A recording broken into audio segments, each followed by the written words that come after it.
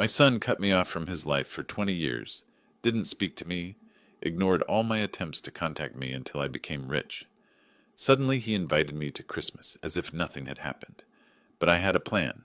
When I arrived at his house, I smiled and said, "I have a surprise for you." Their faces shone with greed, waiting for my money, but when they saw what I had prepared for them, their faces turned pale and their smiles disappeared. Before we continue, please subscribe to the channel and let us know where you are listening in the comments. The phone rang just as I was settling into my evening routine, the shrill sound cutting through the December silence of my Lincoln home like a blade. I almost didn't answer. Telemarketers had a way of calling right at dinner time, but something made me reach for the receiver. "Dad?" The voice hit me like a physical blow. 20 years. 20 years of silence, and now this casual greeting as if we'd spoken yesterday. "Nicholas." My voice came out steady, though my knuckles had gone white around the phone. "This is unexpected." "Yeah, well," I could hear that familiar nervous laugh, the one he'd used as a child when caught in a lie. "Listen, I know it's been a while, but Christmas is coming up, and Madeline and I were talking. We'd love to have you over for dinner. You know, family time." Family time.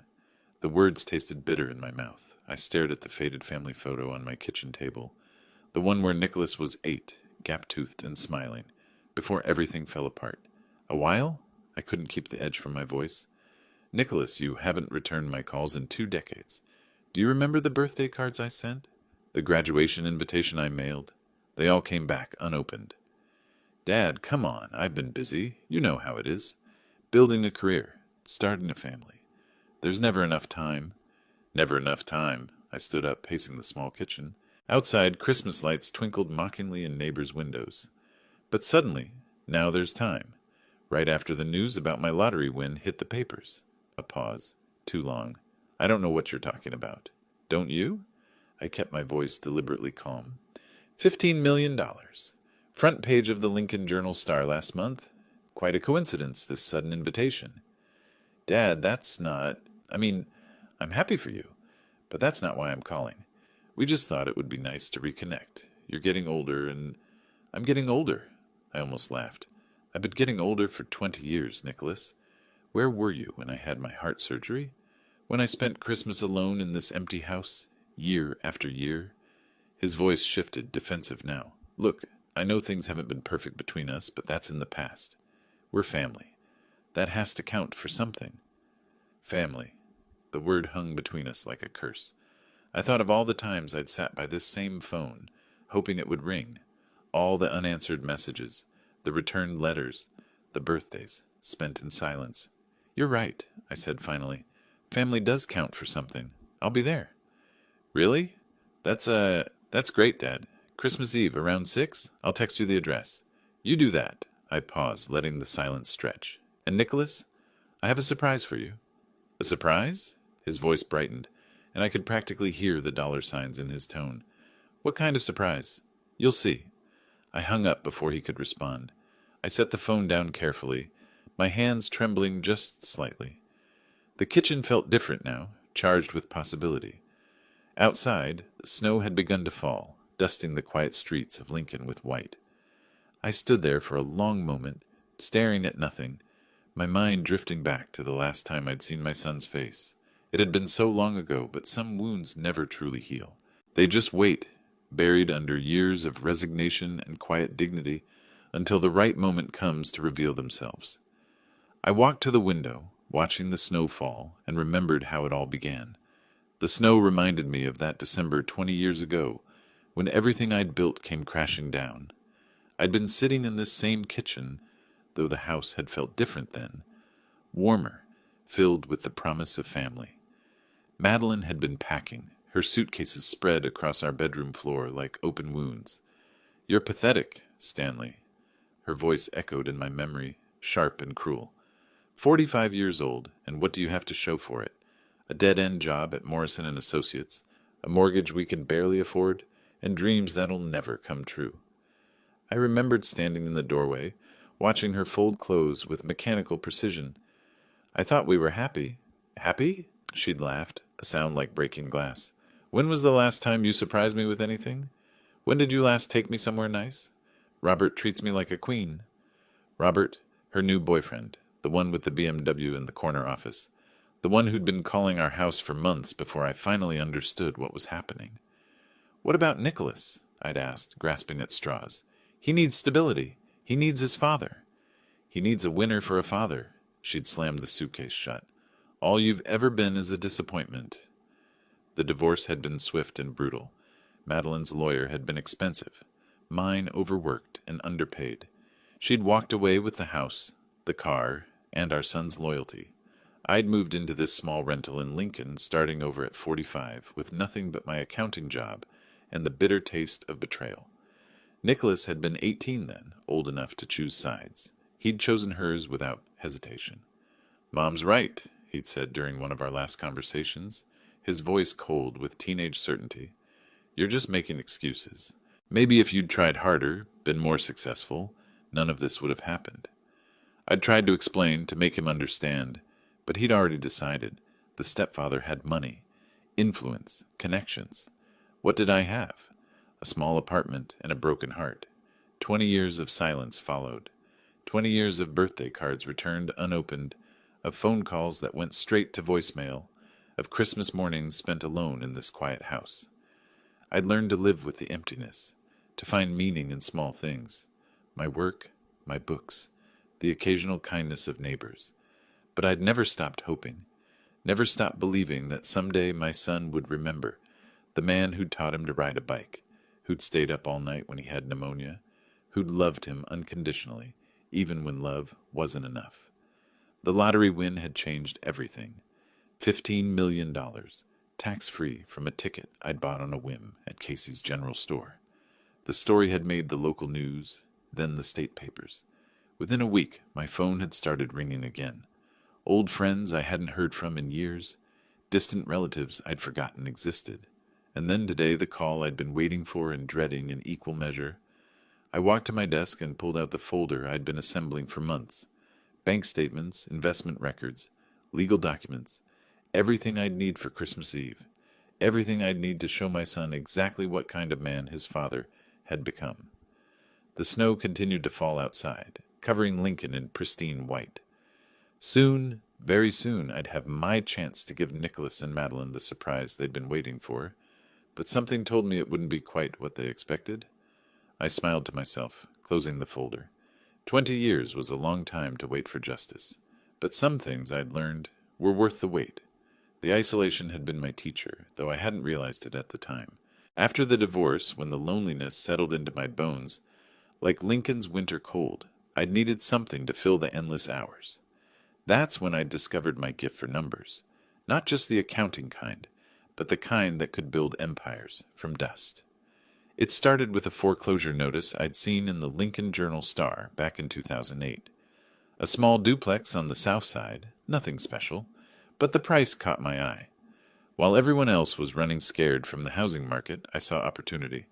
I drove past the property on my lunch break, noting the solid bones beneath the peeling paint and overgrown yard. That night, I spread newspaper clippings across my kitchen table, yellowed edges curling in the lamplight.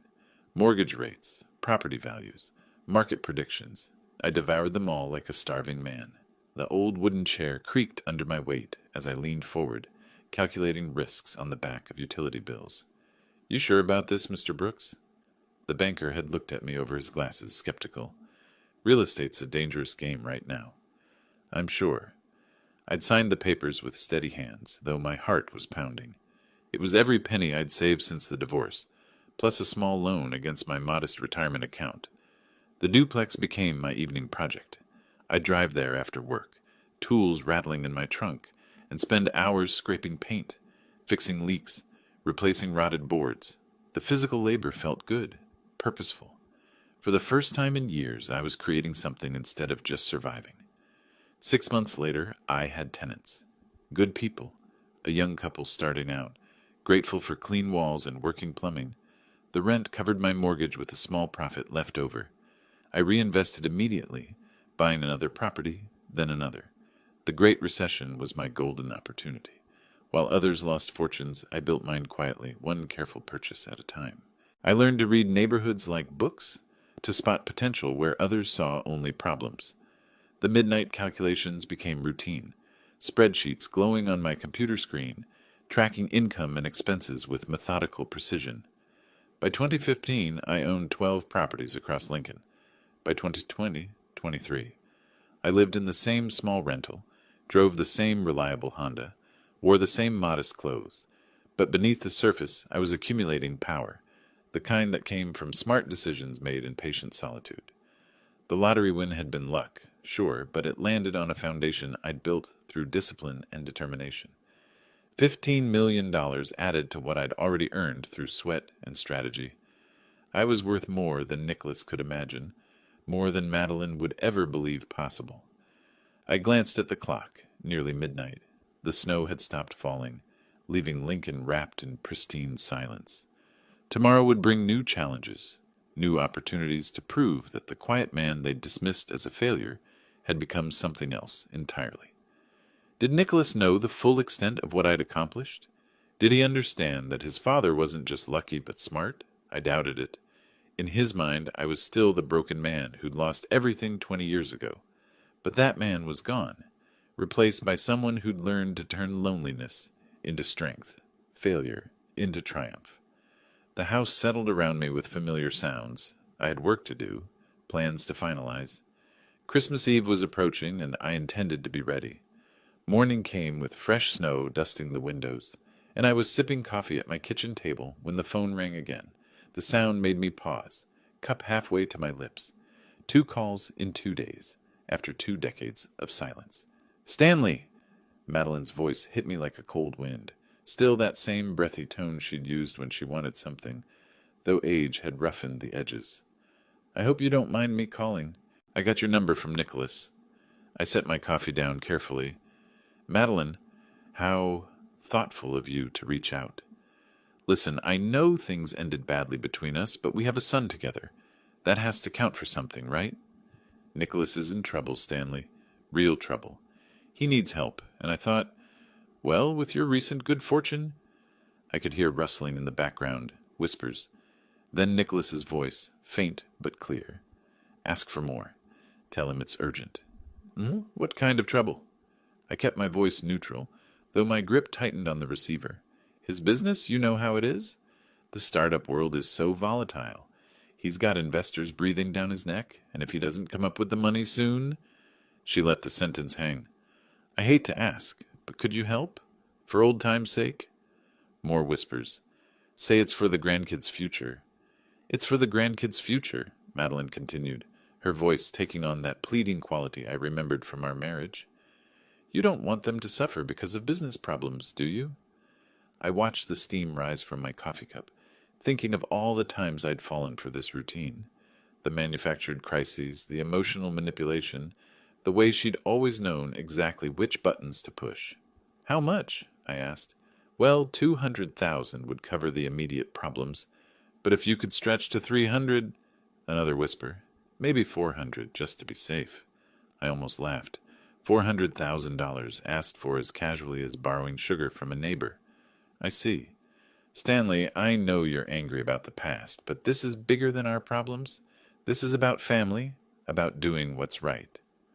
"What's right?" I repeated the word slowly. "Tell me, Madeline, what was right about 20 years of silence? What was right about returning birthday cards unopened? What was right about teaching our son to treat his father like a stranger?" Her voice hardened. "That's ancient history. We're talking about now, about your son's future." "I won't give you a cent." The words came out cleaner than I'd expected, without anger or bitterness, just fact. "What?" She sounded genuinely shocked. "Stanley, you can't be serious. You won millions of dollars. What's a few $100,000 to help your own son?" "Not a cent," I repeated. "Not now, not ever." But you love him. You're his father. How can you just abandon him when he needs you most?" I thought of all the times I'd needed them, all the reaching out that had been ignored. I learned from the best. "You're making a mistake. You'll regret this." "I don't think I will." The line went dead. She'd hung up on me just like that. I set the phone down and watched the snow continue to fall outside my window. The silence felt different now, Not empty, but full of possibility, I'd passed the test. 20 years ago, I would have written the check, desperate to buy back their affection. But the man I'd become understood something the old Stanley never had. Respect couldn't be purchased, and love that came with a price tag wasn't love at all. I finished my coffee and began planning my next move. Christmas Eve was still days away, but I had a feeling my son and his mother weren't done with their little scheme. That was fine. I'd waited 20 years for this moment. I could wait a little longer to see exactly how far they'd go. The phone sat silent on the table, and I found myself almost hoping it would ring again, because each call made my Christmas surprise a little sweeter, a little more justified. They thought they were dealing with the same broken man who'd lost everything decades ago. They had no idea who they were really up against. Sleep evaded me that night, and by dawn I knew what I had to do. The morning light cast long shadows across my kitchen floor as I sat with my coffee, staring at the phone. One more test. One final confirmation of what I already suspected. I picked up the receiver and dialed Nicholas's number, my fingers steady despite the weight of what I was about to do. "Dad?" He sounded surprised, maybe even pleased. "I didn't expect to hear from you so soon." "I've been thinking about what your mother said yesterday. About your problems." "Oh, that?" His voice shifted, becoming more guarded. "She probably made it sound worse than it is. You know how she worries." I leaned back in my chair, watching the winter wind rattle my windows. "Actually, Nicholas, I called because I have some problems of my own." "Problems?" "Financial ones." I let the words hang in the air, noting how his breathing changed. "I'm afraid I made some terrible decisions with my lottery winnings. Got caught up in cryptocurrency trading, you know? Bitcoin, Ethereum, all those digital currencies everyone was talking about." "Oh, no." But his tone wasn't sympathetic. It was calculating. "How bad is it?" "Pretty bad. Lost most of it in a market crash last week. Volatile investments, they warned me, but I thought I knew better." I paused, letting him absorb this fabrication. I might have enough left to cover Christmas dinner, but not much more. The silence stretched between us, broken only by the hum of the phone line. I could almost hear his thoughts shifting, recalibrating. "Well," he said finally, his voice cooler than Nebraska winter. That's really unfortunate, Dad. I guess these things happen." "They do?" I waited, giving him a chance to offer comfort, support, anything that might resemble filial concern. "So, about Christmas." He cleared his throat. "Maybe it would be better if you didn't come this year. I mean, with everything you're dealing with, you probably need to focus on getting your finances sorted out." There it was, the mask slipping completely away. "I see." I kept my voice neutral, though inside I felt a cold satisfaction. "So the invitation is off the table?"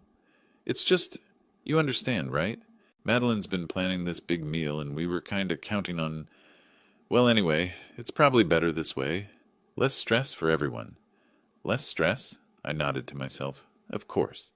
I wouldn't want to burden you with my presence." "Dad, don't be like that. It's just practical. When you get back on your feet, we'll definitely get together." "When I get back on my feet." I smiled grimly. "Right.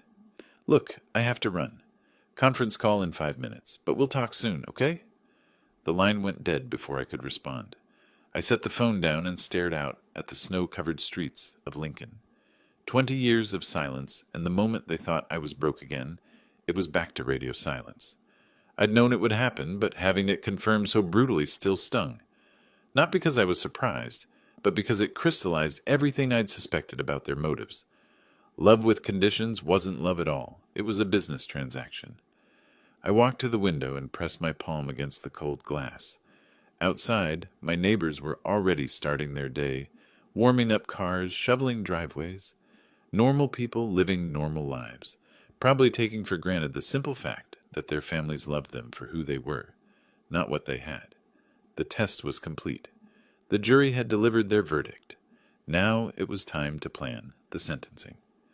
With that clarity, I spent the afternoon digging into the lives my son and ex-wife had built while ignoring mine. If they wanted to play games, I needed to understand the rules. I started with my old Lincoln business network, contacts I'd made during my real estate ventures. A few phone calls revealed interesting information about Nicholas's startup, or rather its spectacular failure. Brooks Tech Solutions, Jim Patterson from the Chamber of Commerce laughed bitterly. That kid burned through investor money like it was confetti, promised revolutionary software, delivered nothing but excuses and expensive lunches. What happened to the investors? They're not happy. Word is he owes close to $2 million between the venture capital firm and private backers. Some of them are getting lawyers involved. I made notes on a legal pad, my accountant's mind automatically organizing the information. $2 million in debt. That explained the desperation. The internet provided the rest of the puzzle. Nicholas's LinkedIn showed a string of failed ventures, each one lasting just long enough to attract funding before collapsing. His Instagram painted a picture of lavish lifestyle, expensive restaurants, luxury cars, designer clothes, all funded by other people's money. But it was Madeline's Facebook that truly disgusted me. Her profile showed a woman playing the victim with masterful precision, photos of herself looking wan and tired, coupled with posts about her brave battle against cancer. Day 47 of chemo, read one post from last month. The treatments are draining, but your donations keep me fighting. Every dollar helps with medical bills and experimental treatments my insurance won't cover. I scrolled through months of similar posts, each one more manipulative than the last. Thousands of dollars in donations from well-meaning strangers, all based on a lie. Because I knew Madeline wasn't sick, she was just greedy. A quick search of Lincoln Hospital records through a contact who worked in administration confirmed my suspicions. No cancer treatments, no chemotherapy, not even a suspicious mole removal. I cross-referenced her posts with Nicholas's spending patterns on social media. The timing was too perfect to be coincidental. Every major donation spike coincided with Nicholas posting about a new business opportunity or expensive purchase. They were working together, a mother and son team, bleeding money from strangers while ignoring the man who'd actually earned his wealth through honest work. I compiled everything into a folder, the same methodical approach I'd used for my real estate investments. Bank records, social media screenshots, testimonials from burned investors, a paper trail that painted a clear picture of systematic fraud and emotional manipulation. The irony wasn't lost on me. They'd dismissed me as a failure, a man not worth their time or attention, but that same man had built a fortune through patience and strategy, while they'd built nothing but debt and deception. I closed my laptop as evening fell over Lincoln, the screen's glow fading into darkness.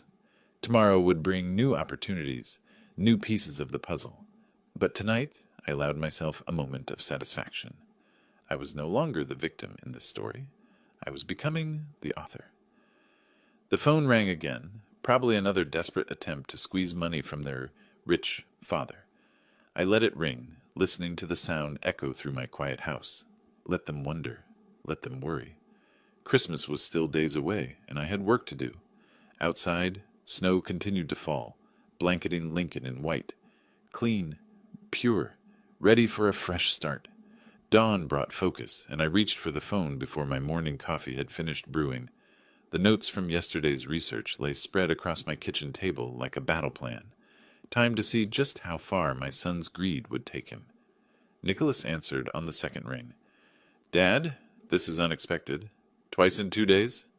"I have good news," I said, settling into my chair. "Remember those cryptocurrency investments I told you about? The ones that wiped me out?" "Yeah." His voice carried a note of wariness, as if he suspected where this was heading. "Well, I managed to recover most of it. Day trading, you know. Bought the dip and rode it back up. Turned out better than I expected." The silence stretched for exactly 3 seconds. I counted. That's fantastic, Dad. I'm so relieved. I was worried about you." The lie came so easily to him. Not a hint of shame or embarrassment about how quickly he'd dismissed me when he thought I was broke. "So I was thinking," I continued, "maybe Christmas is back on, if the invitation still stands?" Of course it does. Madeline will be thrilled. She's been looking forward to seeing you." Another lie. I could hear the calculations clicking behind his words like an old cash register. "Actually, Dad, speaking of Christmas," his voice shifted, becoming more intimate, more son-like. "I know this is awkward to bring up, but since you mentioned your financial recovery, I was wondering if you might consider helping me with something." I smiled grimly. "Oh, It's this business opportunity. Time sensitive, The kind of deal that could set me up for life, but I need to move quickly. 300,000 would cover my entry stake.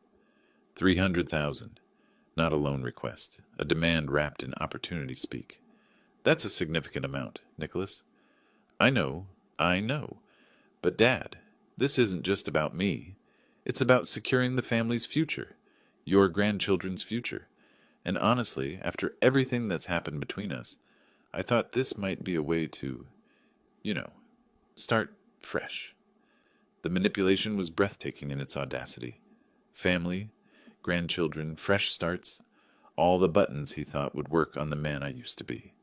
Tell me more about this opportunity, I said, injecting just enough interest to keep him talking. It's in the tech sector. AI development, actually. Revolutionary stuff. The initial investors are projecting returns of 500% within 18 months. The same pitch he'd probably used on his previous victims. I wondered if he'd even bothered to change the numbers.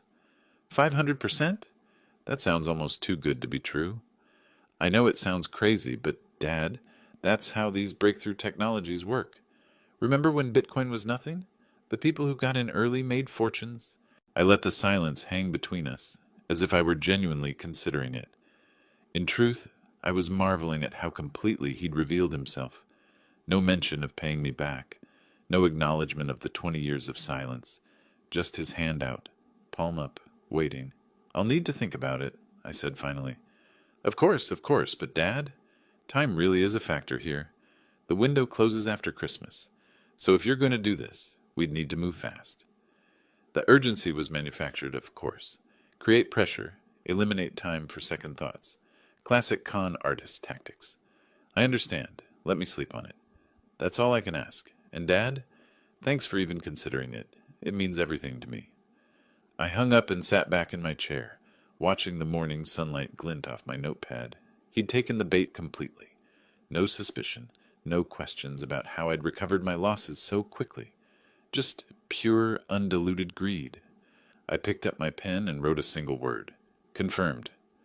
20 years of silence, and now he wanted $300,000, based on a 5-minute phone call. The audacity was almost admirable in its brazenness. Almost. I glanced at my watch. The business day was just beginning, and I had other calls to make, other pieces to put in place. Nicholas thought he was playing me, but he had no idea the game had already begun. With that bait set, I turned to the contacts I'd compiled during yesterday's research. The investors Nicholas had burned deserved to know where their money had gone, and where the man who'd taken it was hiding. I started with the venture capital firm first. The receptionist transferred me to a Mr. Davidson, who sounded tired even at 9 in the morning.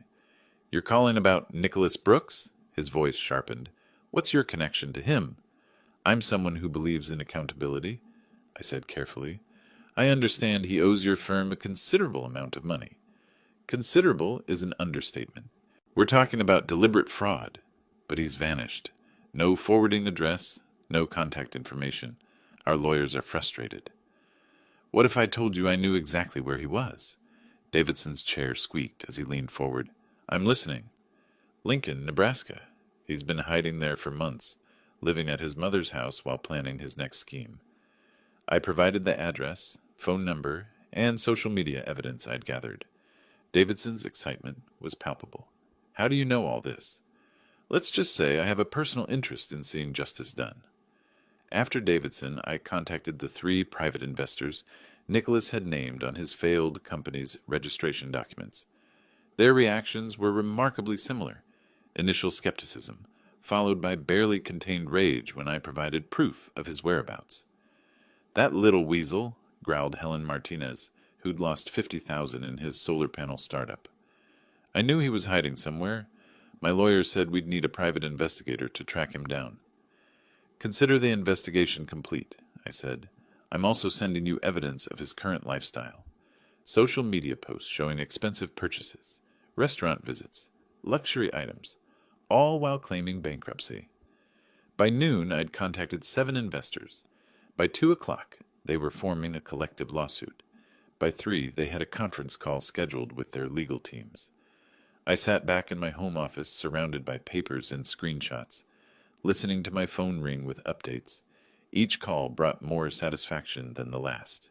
"Mr. Anonymous," Davidson said when he called back, "I don't know who you are, but you've given us exactly what we needed. We're filing emergency motions to freeze his accounts and seize any assets we can find.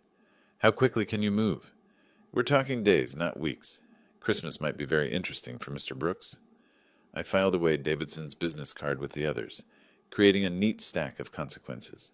For 20 years, Nicholas had lived without facing accountabilities for his actions. That was about to change.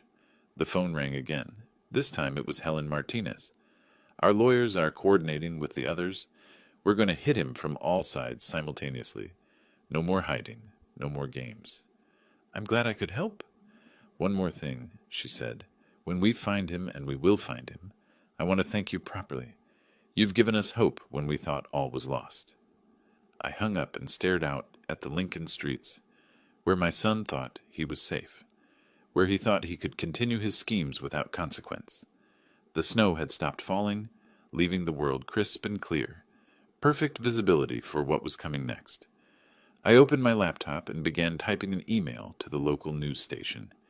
If Nicholas wanted to play games with other people's money, perhaps it was time Lincoln knew what kind of neighbor they had. With alliances forming, I drove out the following afternoon to gather the final piece of evidence I needed. St. Elizabeth's Hospital sat on the east side of Lincoln, its brick facade dusted with snow, and I parked in the visitor lot with a sense of purpose I hadn't felt in years. The automatic doors whooshed open, releasing that familiar antiseptic smell that always reminded me of my own heart surgery years ago, the one Nicholas hadn't bothered to visit me for. I walked through the lobby, my footsteps echoing on polished floors, past families clutching flowers and worry. I found Janet Morrison in the medical records office, a woman I'd known since my accounting days when I'd handled the books for her late husband's dental practice. She looked up from her computer with surprise. "Stanley Brooks? What brings you here on a day like this?" "Hello, Janet. I need a favor, and I know this is delicate territory." Her expression shifted to wariness. "What kind of favor?" I pulled out a business card from Davidson's firm. "I'm helping with a fraud investigation.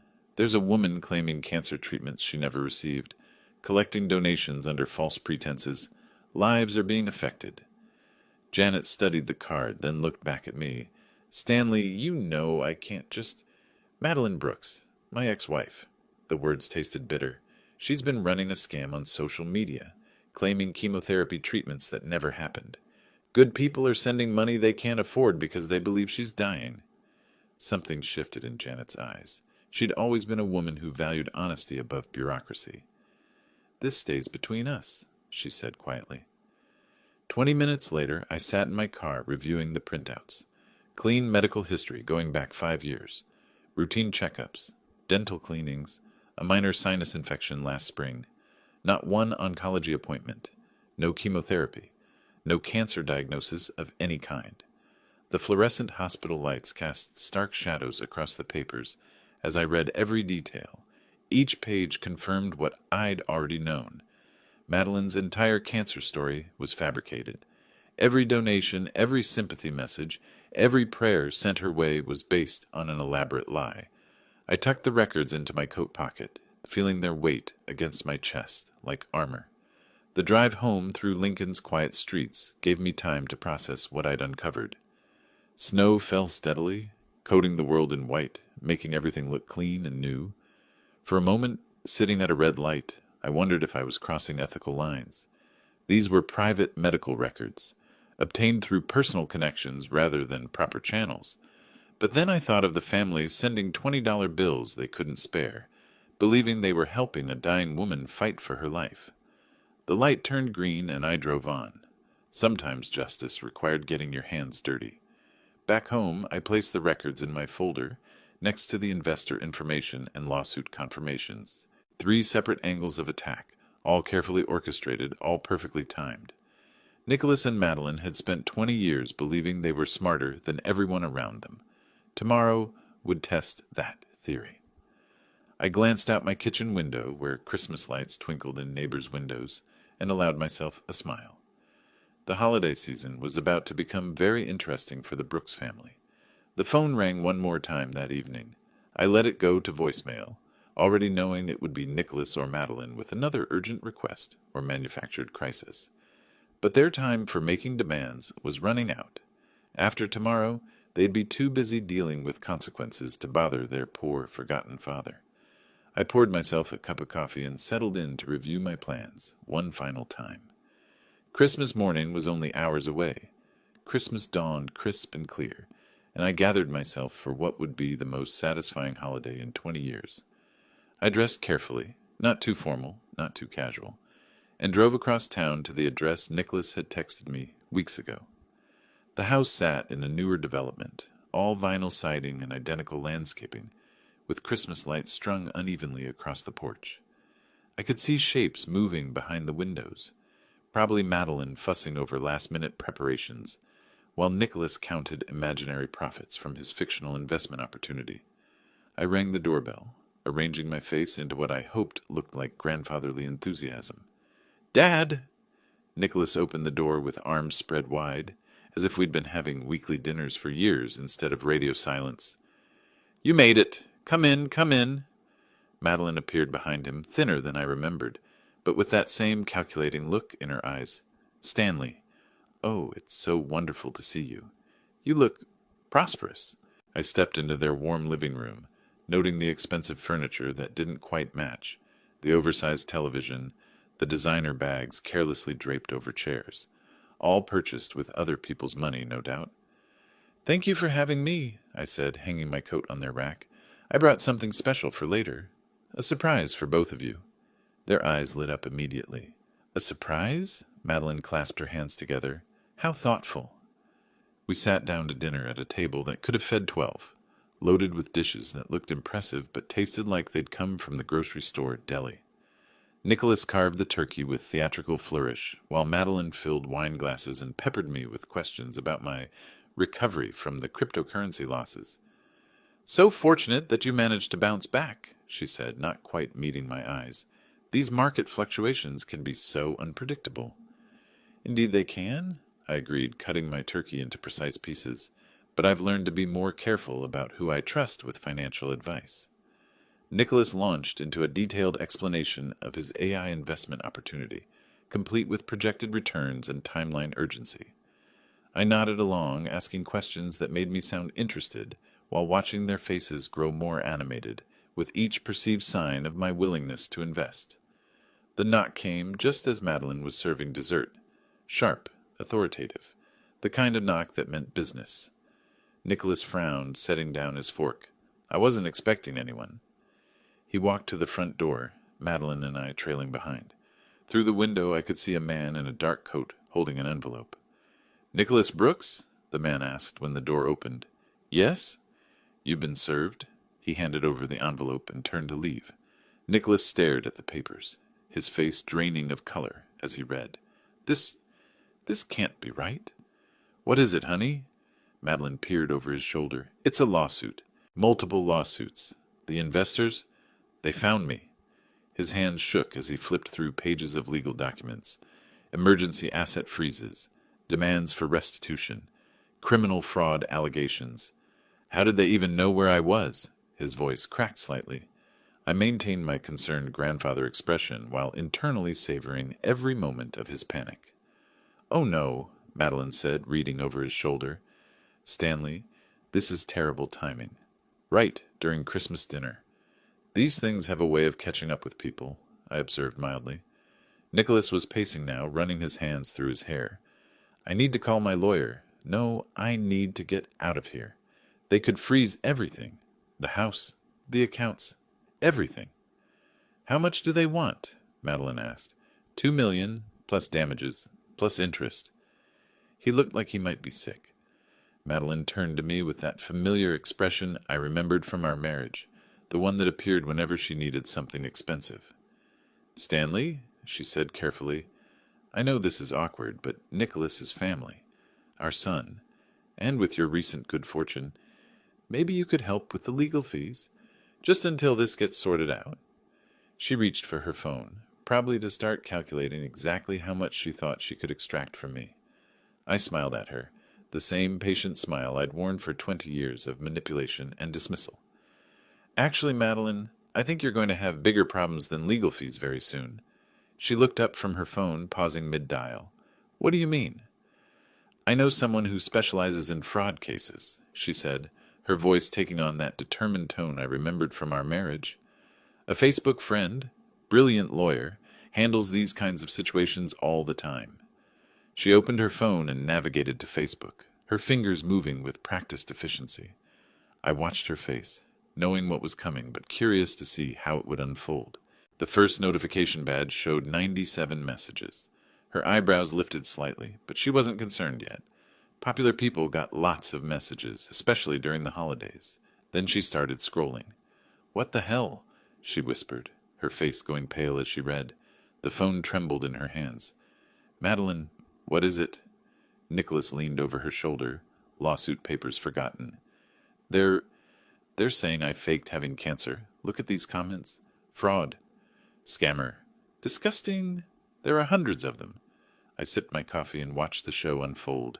She scrolled faster, her breathing becoming shallow. There's a news article. Lincoln woman exposed for fake cancer scam. Who would...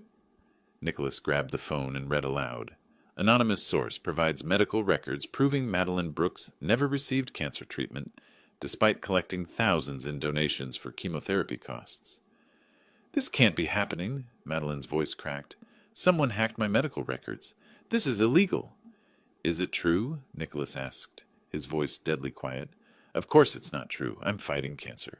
You know I'm fighting cancer. But even as she said it, I could see the doubt creeping into Nicholas's eyes. He was many things, but he wasn't stupid. The medical records were too detailed, too official to be fabricated. Jesus, Mom. Jesus Christ. Do you know what this means? They're going to investigate everything. My lawsuits, your donations, all of it. Madeline's phone buzzed with another notification, then another. The messages were pouring in now. Former donors demanding refunds. Reporters requesting interviews. Authorities asking questions. Make it stop, she whispered, staring at the screen. Make it stop. I can't make it stop, Nicholas snapped. You did this. You brought this on us. I didn't do anything. Someone set me up. They turned to me simultaneously, as if suddenly remembering I was there. Their faces showed a mixture of desperation and hope, the same expression I'd seen countless times when they'd needed something from me. Stanley, Madeline said, her voice becoming honeyed despite the panic, you said you had a surprise for us. Please tell me you brought what we discussed. The money for Nicholas's investment? We need it now more than ever.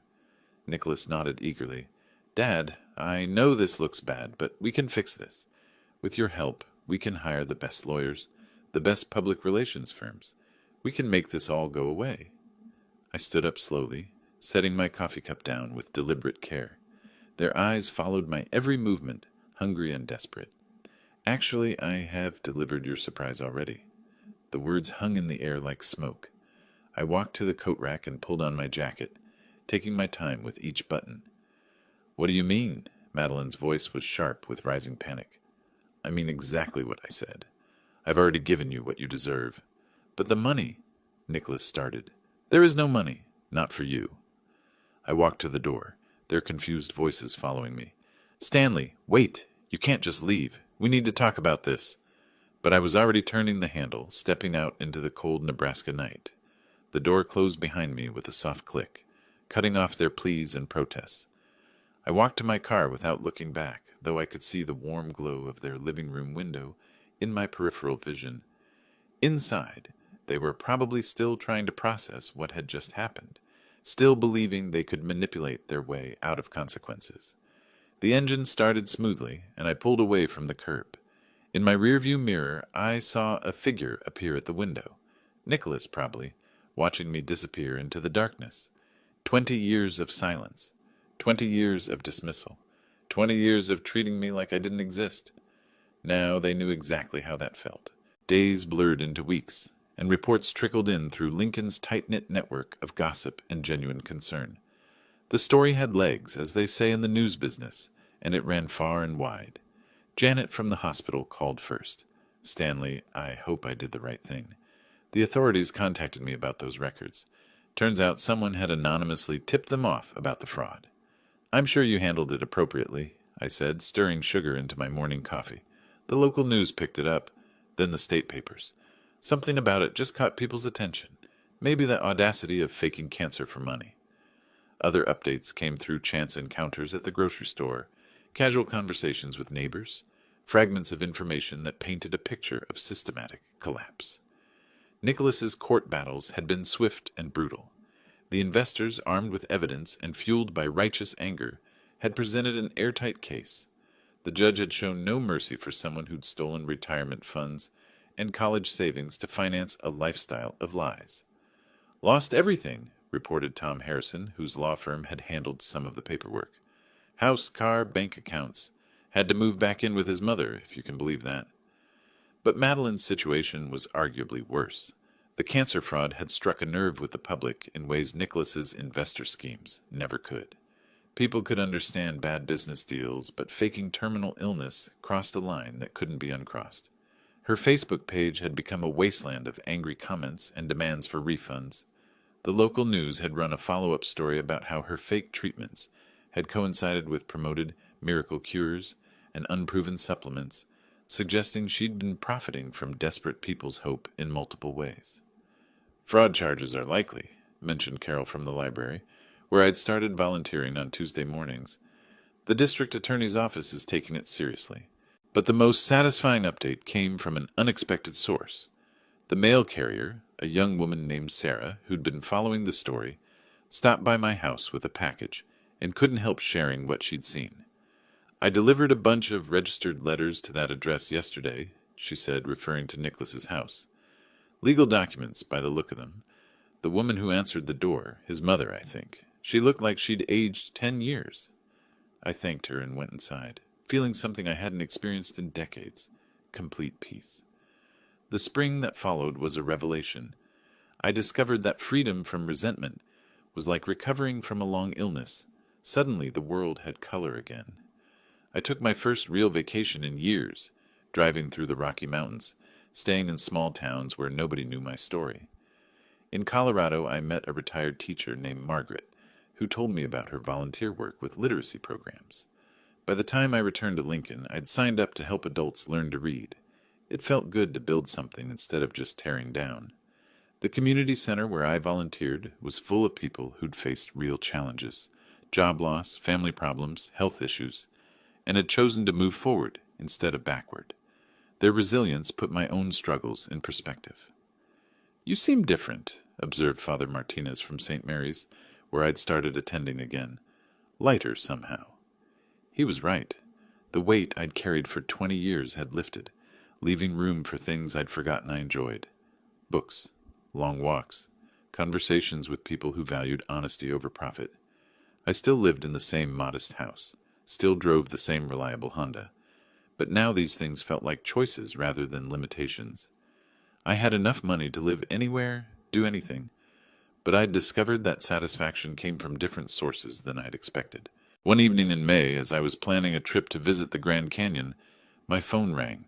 The caller ID showed Nicholas's number, but I let it go to voicemail. Later, I listened to his message, a rambling apology mixed with subtle requests for financial help.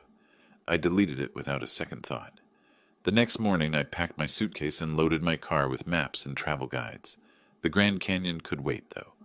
First, I was going to drive through Kansas, where I'd heard about a small town that needed help rebuilding after a tornado. It felt good to have somewhere to go, someone to help. It felt good to be needed for the right reasons. As I pulled out of my driveway, I glanced once at the house where I'd spent so many years waiting for a phone call that never came. Now I understood that I'd been waiting for the wrong thing entirely. The road ahead was empty and full of possibilities. I pressed the accelerator and drove toward whatever came next, leaving the past where it belonged, in the rearview mirror, growing smaller with each mile.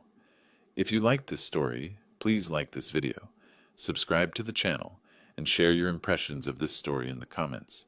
To listen to the next story, click on the box on the left. Thank you for watching. Thank you for watching. Thank you for watching. Thank you for watching. Thank you for watching. Thank you for watching.